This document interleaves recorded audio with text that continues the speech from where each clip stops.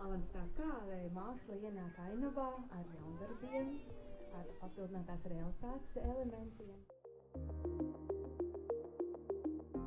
Viņa ir QR kods, ko var noskanēt, un tad jūs varat arī nokāpt no laipiņas un pastaigāt apkārt.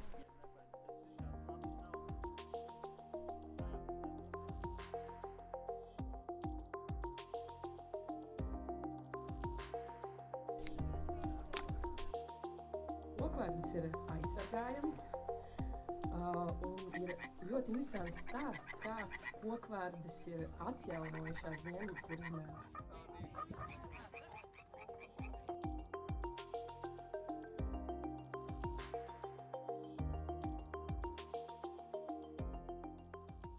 Periodu, pirms 500 miljoniem gadu, kad ļoti strauji bija visādas dzīvības uzplaukums. Parādījās jaunas sugas, kādas iepriekš nebija eksistējušas.